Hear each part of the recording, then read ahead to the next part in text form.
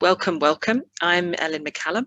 I'm from Bantony Education, and together with a lovely partnership with great people across Europe, we run EntreCompEdu, which has been a 3.5-year project to really develop teacher training, focusing on supporting people to introduce entrepreneurial competencies through their teaching, through their learning, whatever that teaching or learning may be. So really focusing on the pedagogy and the methods that you can use, and trying to open this up and its relevance into different types of teaching from primary and secondary, which was the original target, but also looking at employability pathways with some great colleagues from Guadalinfo and other organizations in Spain and elsewhere who really found the value for employment for adult learning, and also for higher education and technical universities.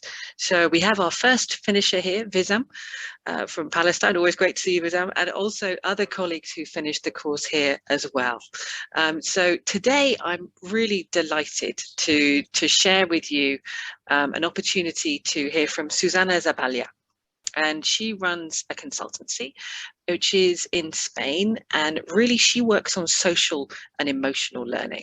And this is an interesting area for EntreComp because, as we all know, if you work in the world of entrepreneurial learning, you people do automatically link it to that startup business context, but we're trying to open that up because what we're talking about is really enabling people to understand and act on their own potential to create change for the world around them, whatever that change might be. And a huge part of that is understanding themselves and understanding how they can interact with the world around them. And Susana is going to talk about social emotional learning and how that links into entrepreneurial learning and EntreComp based on her experiences in Spain. So I'm really pleased. This is the first time we've had a focus on social and emotional learning, even though I think many of us here would agree it's a big part of EntreComp and a big part of entrepreneurial learning. We talk about those emotional triggers, really creating deeper learning, and this is part of that. So I'm really pleased that Susana, you can join us. So without further ado, over to you, Susana, to share your insights and your perspectives from your work. Thank you. Mm-hmm. Thank you very much, Ellen, and all the Bantany group. And I would like to start with a practice to focus attention. I would like to get the most out of these minutes that we are going to share. So I would like you, if you are seated, to bring your attention to your posture. Perceiving your feet on the floor. Please do not cross your legs. Your back is straight. Your arms falling on both sides of your body. Your hands resting on your legs without tension. Your chin slightly towards your chest. And I am going to ask you to close your eyes. And now take 3 deep breaths. Inhaling and exhaling deeply.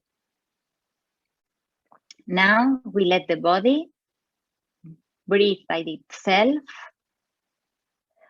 And we remain observing the breath, just observing. Perceiving the sensations caused by the air entering and leaving the body. You can open your eyes. Well, I hope that this little practice has helped you to gain some calm, to renew your energy. And I am going to tell you a small part of my entrepreneurial story. Well, I am going to tell you a small part of my entrepreneurial story. It could be quite long because I am 50 years old, but don't worry, I am only going to dedicate 1 slide to this. Well, after working for 15 years, accompanying and training entrepreneurs, working for public organizations, I realized 8 years ago that gender perspective was not incorporated in our work. And we decided to create an association to promote and support entrepreneurship initiated by women. Since then, also, well, I have left my job in the association, but the association has grown a lot and now has more than 200 members. Nowadays, I work in the entrepreneurial system, accompanying technical staff, mentor, and coaches in the world of entrepreneurship. Thanks to neuroscience, we know that we are emotional beings. Emotions influence our behavior and our decision-making process. Managing the power of emotion is a crucial competence when we are leading a company. For example, when we were working with women entrepreneurs, we discovered that self-confidence was a competence to work. This lack of self-confidence that you can see in the graphic in the slide, in this lack of self-confidence in women entrepreneurs is leading them to a more wide salary gap than in the case of women that are working for others. Women approach commercial work with fear, resistance.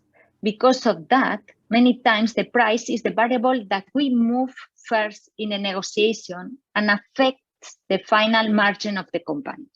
This lack of self-confidence is educational. It is not based in nothing real. With the same internal resources, a woman feels between 20 and 30% more insecure than a man. We learn that we must work with the self-awareness competence to identify the ways of culture, the power of stereotypes in entrepreneur projects led by women. In Basque Country, we have entrepreneurial ecosystem strongly supported by the institutions. Our business culture is strongly influenced by our industrial past, with very hierarchical structures and very conservative ways of doing things. In Spain, as you can see in the graphic, we have the highest risk aversion rate in Europe. Within this entrepreneurial ecosystem, we are trying to adopt new models for supporting entrepreneurs, like Lean Startup or Agile. But our approach is unbalanced. We put a lot of weight on the technical side of the model, and we ignore or put little attention in the mindset, the culture, the human dimension of these models, as we used to do with all models, that we spent a lot of effort in the definition of business plan, on the financial part, or on the production area, but little attention on the human dimension of entrepreneurship. We are trying to implement new models in all cultures. We are using these new models, but we are leaving out the culture sustaining the model, the hidden side of the model, that is also the hidden side of entrepreneurship, values, emotion, perception. Of course, in Basque culture, also we have great strengths for entrepreneurship. If we want to promote a change, as the systems theory defends, it is important to identify what is already working, the strengths of the systems. Last April, the Basque Association of Agencies that Support Entrepreneurs, GARAPEN, asked us to help technical staff in agencies to adopt their way of working to the new situation. We were in the middle of confinement, and the technical staff in the agencies had to adopt their way of working to the digital world.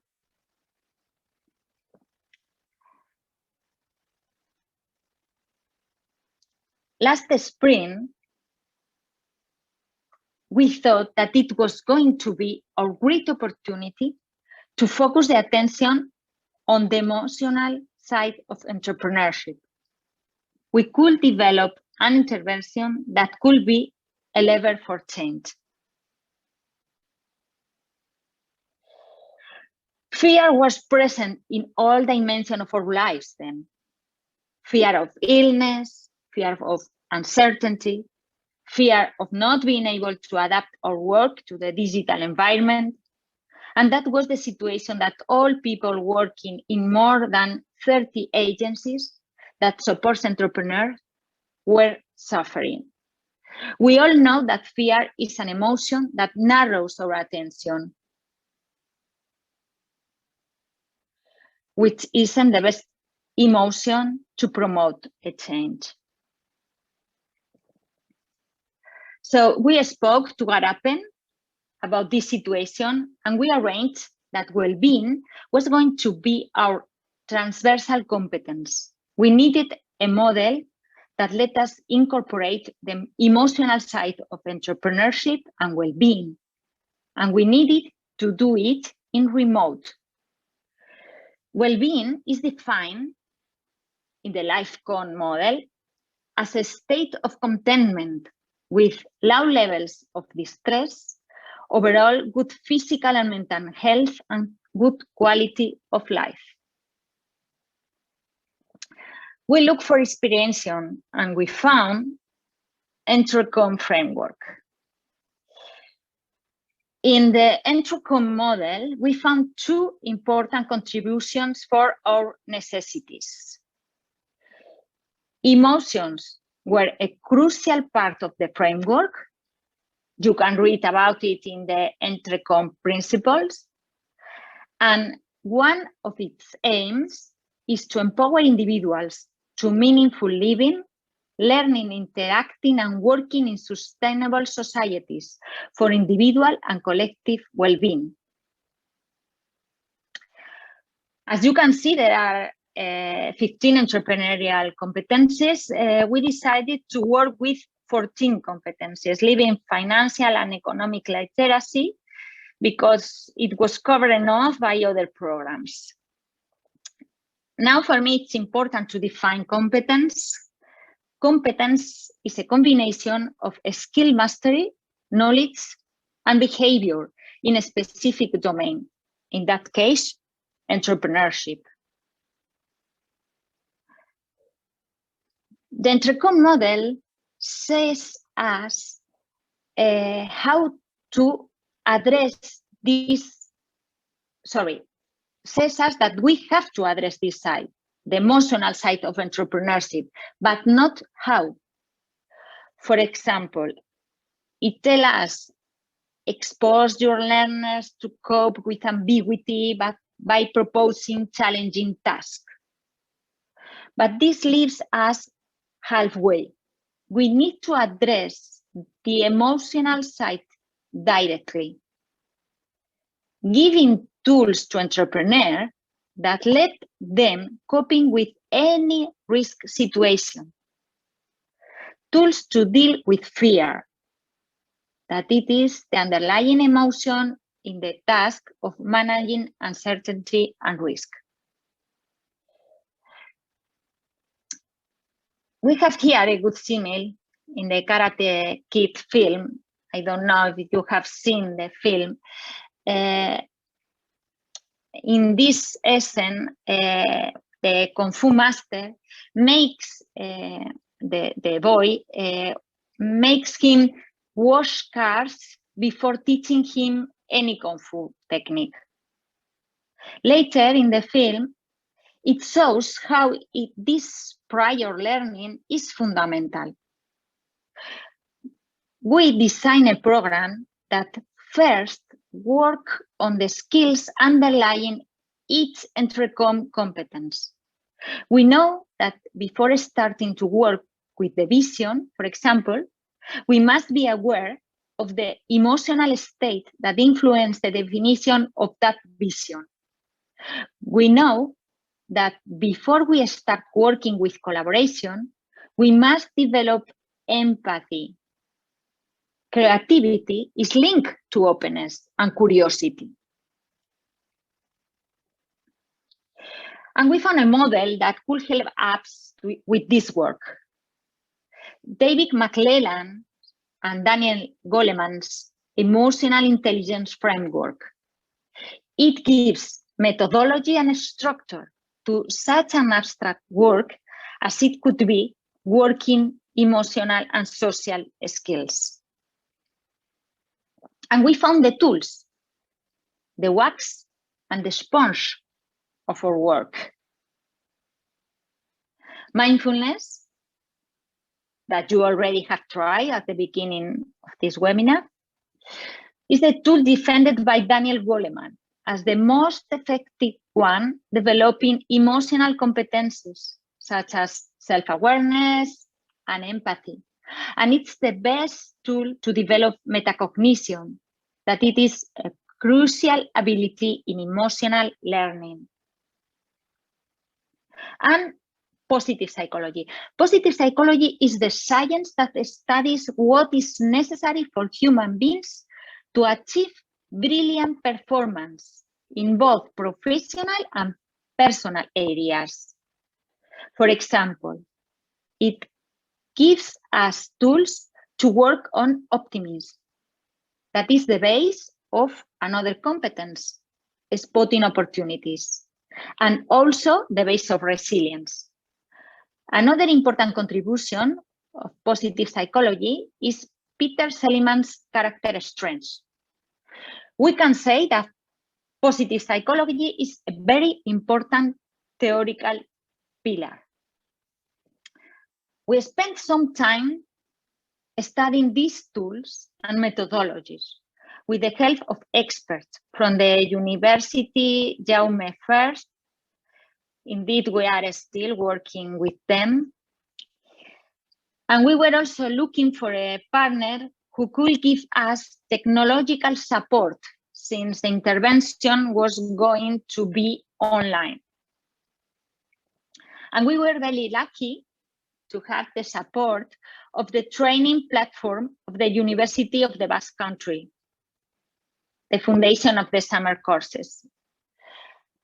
As we were going to work in remote, we needed a platform that could support all the pedagogical tools, video, lectures, audios, a place for exchanging knowledge.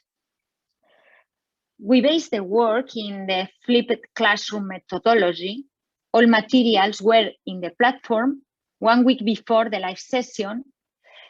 The session with 15 participants was focused on obstacles, identification of needs, share and support knowledge. And we used all tools in a transversal way. For example, we use appreciative inquiry, a positive psychology tool to manage change, to begin all sessions, first identifying what we have learned and visualizing its application in everyday life. We designed an 8-week program. We were training mentors and coaches from agencies, so our intention was to design a training underpinned by well-being and motivation at intrapersonal and empowerment of others at interpersonal level. We know that good self-mastery can boost energy and internal resources, given the drive to empower others. In the program, each week was dedicated to practice with the tools applied to develop emotional skills and its application to the relevant EntreCom competence.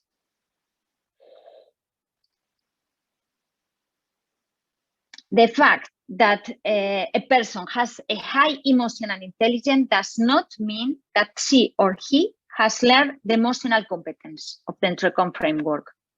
but only that he or she is well prepared to do the job.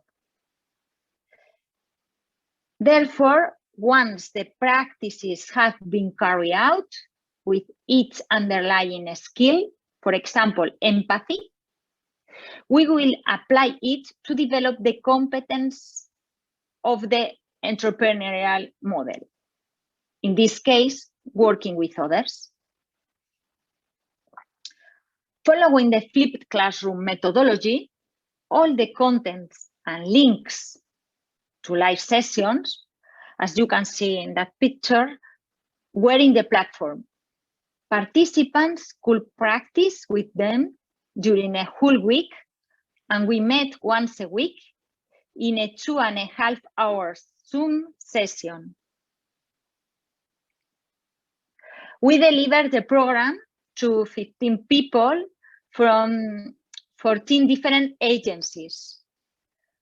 And these are some of their opinions.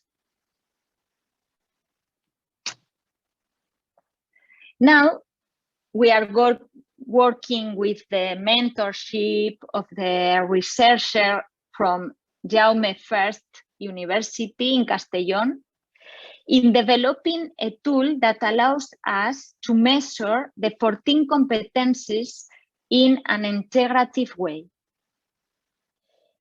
We would like to replicate the program with other agencies from other parts of Europe, and we have made a proposal to Erasmus Plus program in collaboration with Valencia Activa and some other European partners. Thank you very much. If you need any further information, please contact me. I will be very, very happy to share with you anything you need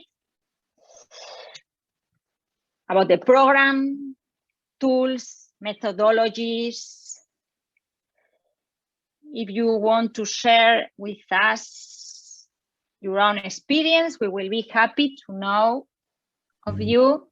And if you want to come to Bilbao, I will be also very happy to tell you which are the best places to visit and the best places to eat and anything. Thank you very much. Thank you, Susana. I think there's a lot of depth in there for understanding perhaps the links that you have made. Has anyone got any questions?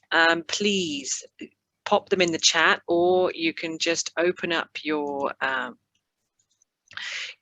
microphone as well to share your questions with Susana around social and emotional learning and her experience working in the Basque region and with the regional government there of really trying to support the social and emotional learning of different groups. Now, anyone got any questions coming through? Can I ask a question first of all? When you've obviously got a huge background in social and emotional learning and also looking at gender. I'm interested with perhaps your perspectives of EntreComp when it comes to a sort of a gender lens. Do you see any aspects that resonate with your work that really, or perhaps any aspects that you think could be adapted to make it more relevant to a non-gendered focus on entrepreneurial competences? Well, I think that in one of the competence, especially in the self-awareness competence, we can work in this competence in a very deep way. Because if we, it's very difficult to work with the 14 competences. So we have to select the competences that we want to work more deep. And the self-awareness led us to realize about the ways of stereotypes, about the, I don't know if it is the same word in English, but in Spanish we say the Pygmalion effect. The Pygmalion effect, yeah. What you see is not necessarily what you are getting, as it were, yeah. Yeah, so many times women feel the ways of these cultural stereotypes, this way of recognize or merits or professional success is not recognized in the same way that professional success of men, or social recognition of success in the women case is in the home framework. You know, if you are a good mother, if you are a good wife, or if you are a good daughter, but the social recognition of our success in a professional area is it has a big ways in our way of approach or professional life. So we must give consciousness and light to these things, to this unconscious bias.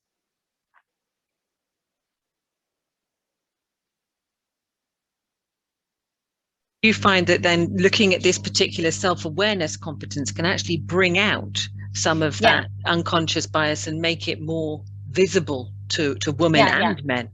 Okay, it's very difficult anyway, Ellen, because the gender is the stereotypes, the gender stereotypes are so inside our bones that is so difficult to detach from there, that you need to make a very deep work with this competence. Yes, absolutely. Okay, thank you. So self-awareness for you is particularly interesting. Now, I've got a couple of questions coming through. Mukesh says, hi, Susana, great presentation. Cayetana has also said everything was very interesting. Mukesh asks, what was the effect of this training approach on entrepreneurial innovation? I think that I am going to address to EntreCom competencies, and innovation I can link to creativity competence in the EntreCom framework. So innovation is a consequence of creativity, you know, and creativity is linked to openness. I need to be open to explore, to adapt new ideas, to the curiosity. I have to be open. I have to be moved by a positive emotion, because negative emotions narrow the attention. So I can only focus in what is making me feeling fear. I focus my attention in that. So for promoting innovation, we need promote well-being. Both are in the same part of equation. If I work in well-being, I am working in creativity, I am working in innovation. Thank you for that. So we've got another question coming through. Fran says, thank you very much. Carmen says tomorrow she is with some European colleagues discussing researchers' career development beyond academia. And they talk about soft skills, but what can you add? I mean, would you equate soft skills with social and emotional learning in your view? Yeah, well, those are soft skills, the skills that Daniel Goleman choose in. Daniel Goleman speak about soft skills below the emotional intelligence umbrella. So when we talk about soft skills, maybe we need a very good definition.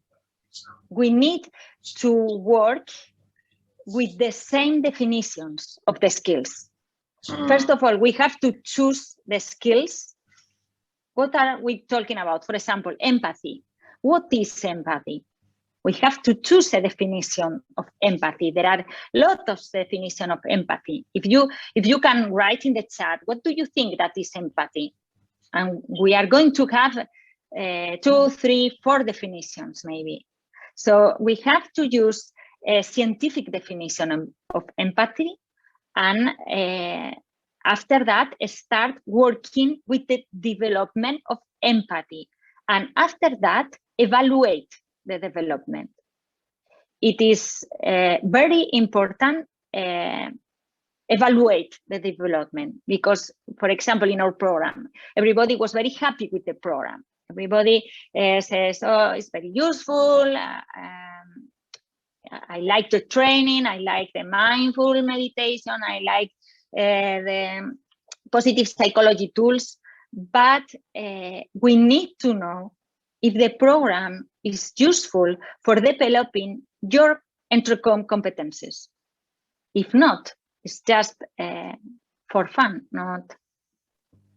Absolutely. Could you tell us a bit more about that? Because I know that I'm always interested in with soft skills, with these skills that we're talking about. How is it? What are the best tips you would give to teachers, to educators who are looking to try and understand the progress made in these social and emotional areas of learning in terms of EntreCom? How can they measure that progress? Well, the tool that we use, the main tool is mindfulness. First of all, because it's the tool that Daniel Goleman defends as the best for working in soft skills.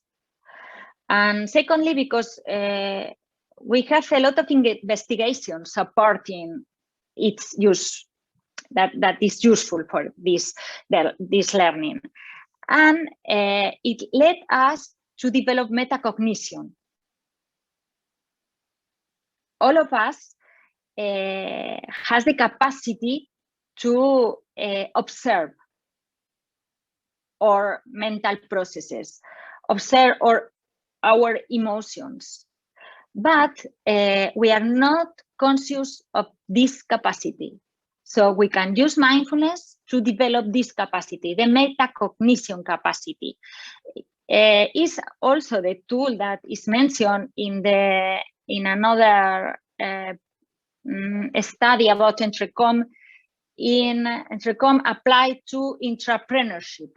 I can't remember the name of this study, but they speak about mindfulness as a very good tool to doing this job. So we use mainly this, and another tools from positive psychology.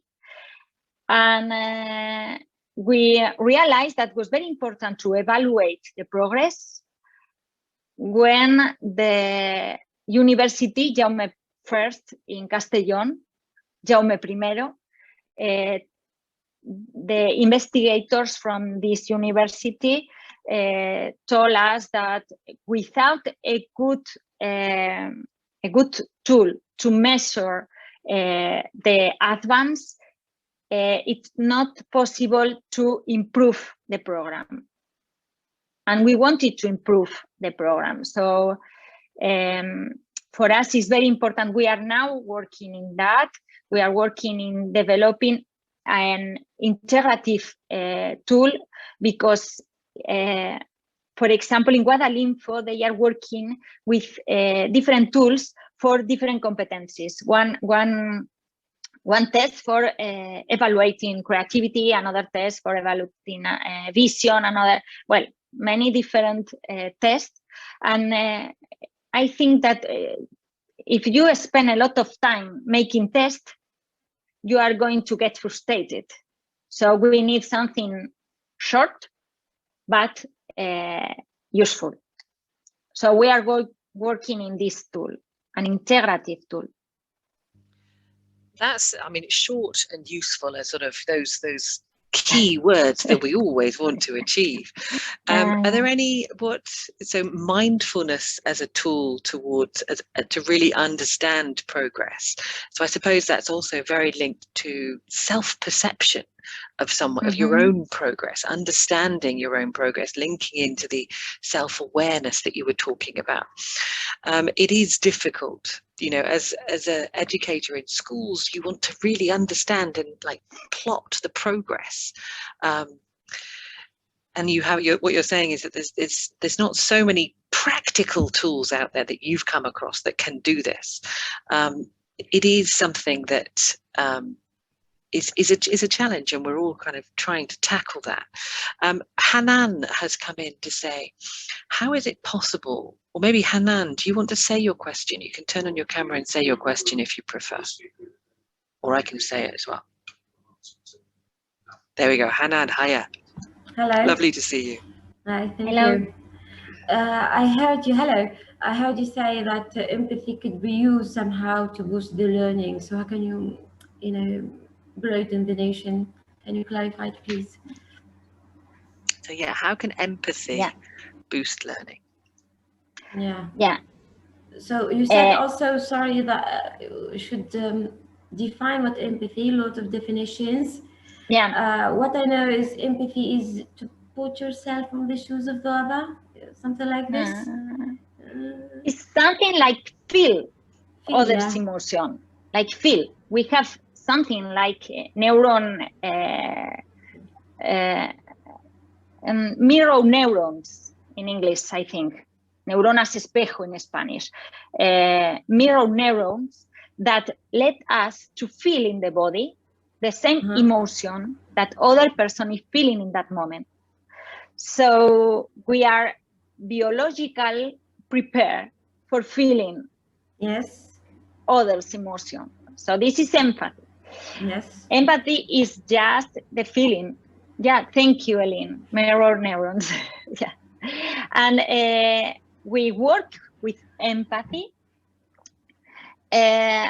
for as the skill below the competence, the entrecom competence, working with others. So I can work with others if I am not empathic.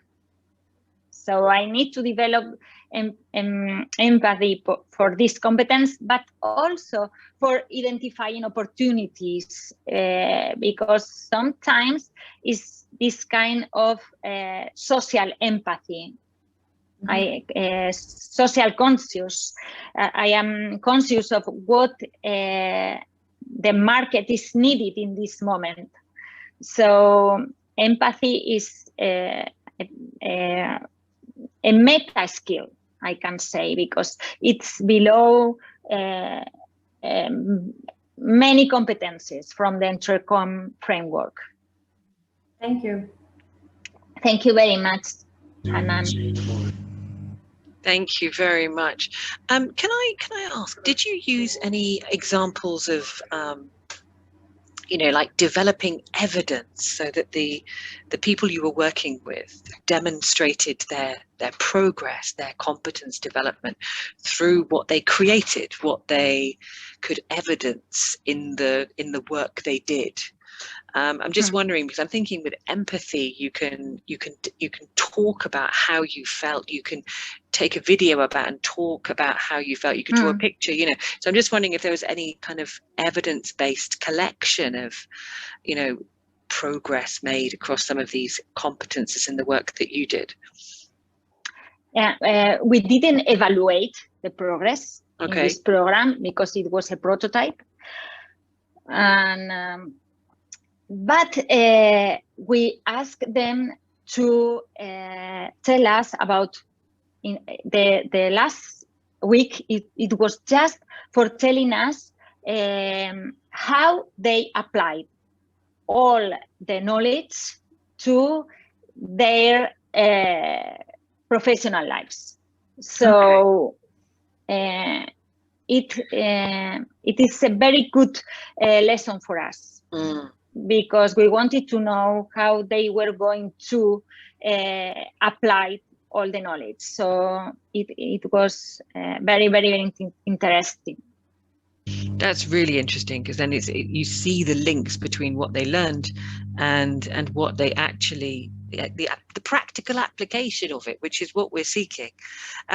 Do you intend, I'm always interested in this, do you intend, or have you followed up with them to see if how they said it would apply did actually happen? You know, so did they feel they benefited in a practical way, sort of 3 months later or 5 months later after the program? No, we haven't made that.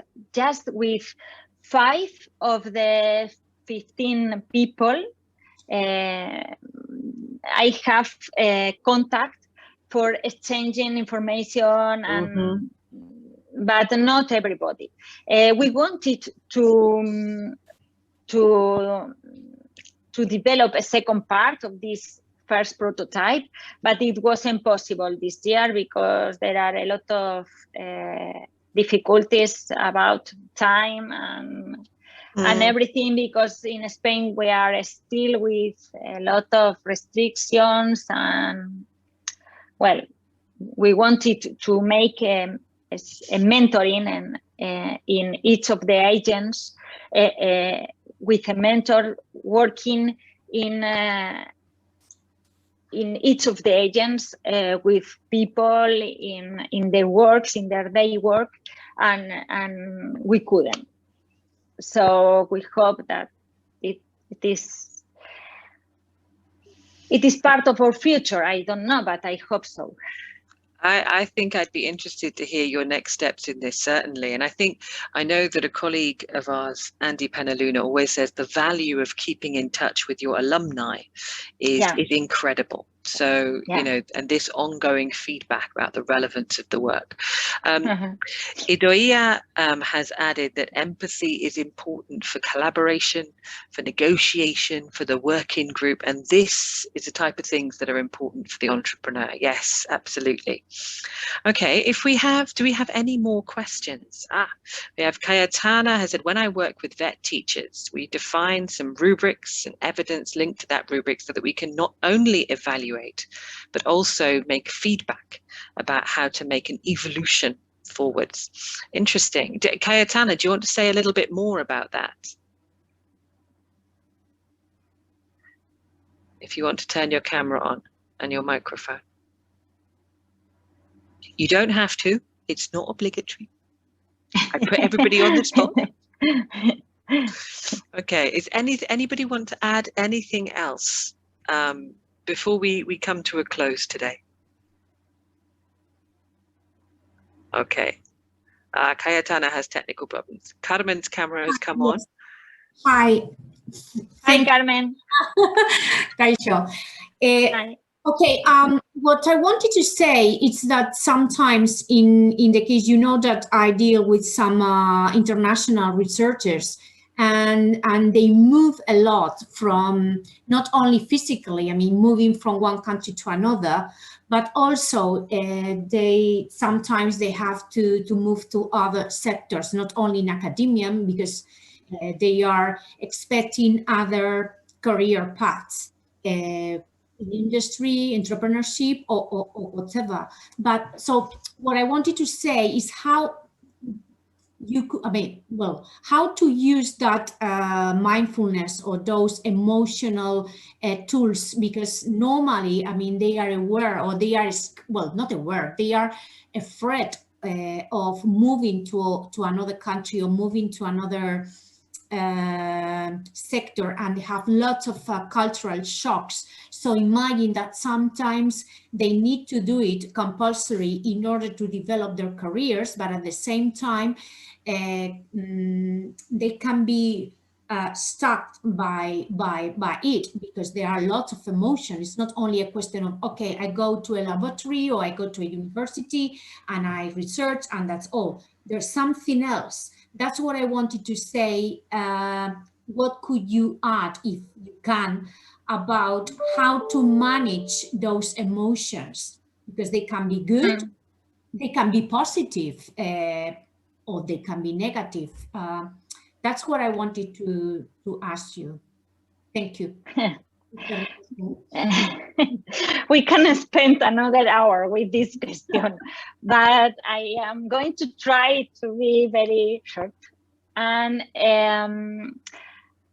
when you have to move to another country, I think that it could be one of the most stressful events in your life. So emotion linked to stress are fear and anger. So we have to learn how to manage those emotions. And first of all, we have to be conscious that we are emotional beings, and any behavior, any decision that we take is under the influence of emotion. We can be conscious of that or not, but the emotion is there. So first of all, you have to stop and take consciousness of this emotion and accept that you are feeling fear, and that moving to another country, well, we have to manage it with two approaches. One, cognitive approach. Okay, you are moving to Spain, looking for a good opportunity. You are going to have a lot of support. You are going to that things. We work with some tool from positive psychology, and in emotional way. And mindfulness is especially useful in that approach, because you have to put your attention in your body. If you feel tension here or in your hands, it's anger. If you feel a big hole in your chest, it's sadness. So we have to connect with our body again. Less mental thoughts and more body work.